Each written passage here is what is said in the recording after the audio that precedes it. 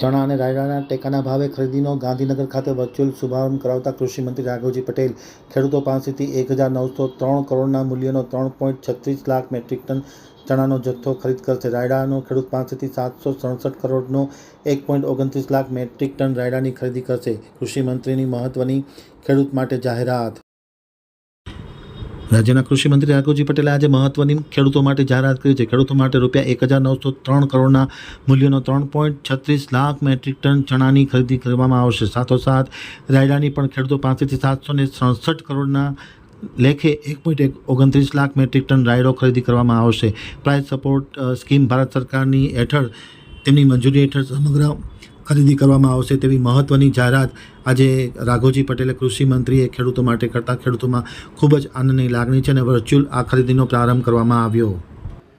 દેશના યશસ્વી પ્રધાનમંત્રી નરેન્દ્રભાઈ મોદીની ખેડૂતોની આવક વધારવાની કલ્પના મુજબ રાજ્યના ખેડૂતોના રવિ પાકના ઉત્પાદિત જણસીઓ જેવી કે ચણા અને રાયડાના ટેકાના ભાવથી ખરીદી કરવાનો શુભારંભ આજે અહીંથી શરૂ કરવામાં આવ્યો.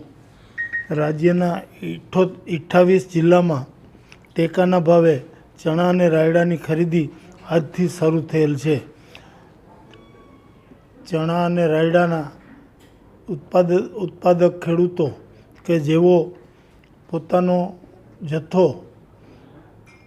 ટેકાના ભાવે વેચવા માગતા હતા તેવા ખેડૂતોએ ઓનલાઈન નોંધણી કરાવેલ હતી અને આ નોંધણી રાજ્યમાં 3,36,013 જેટલા ખેડૂતોએ ચણા વેચવા માટે નોંધણી ઓનલાઈન કરાવેલ અને રાયડા માટે 1,18,407 જેટલા ખેડૂતોએ નોંધણી કરાવેલ. આ નોંધણી કરાવનાર ખેડૂતોના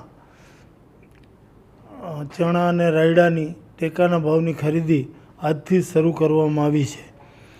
રાયડાનો જથ્થો 1,29,000 મેટ્રિક ટન જેટલો ખરીદી કરવામાં આવનાર છે, જ્યારે ચણા 3,36,790 લાખ મેટ્રિક ટન ચણાનો જથ્થો ખરીદી કરવામાં આવેલ છે, જેનું મૂલ્ય અનુક્રમે ચણાનું 1903 કરોડ રૂપિયાની કિંમતના ચણા ખરીદવામાં આવશે, જ્યારે રાયડો 762 કરોડ રૂપિયાના મૂલ્યની કિંમતનો ખરીદ કરવામાં આવશે.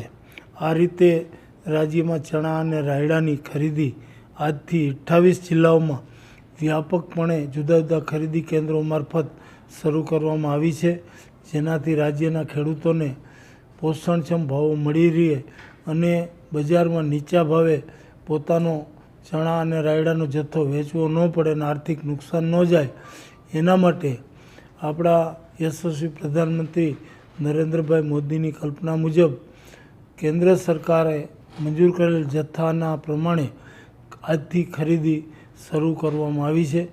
રાજ્યના મુખ્યમંત્રી શ્રી ભૂપેન્દ્રભાઈ પટેલના માર્ગદર્શન હેઠળ રાજ્યનું કૃષિ ખાતું એના નિયંત્રણ હેઠળ આ કામગીરી સમગ્ર રાજ્યમાં આજથી શરૂ કરતાં મને ખૂબ આનંદ અને ગૌરવની લાગણી થાય છે.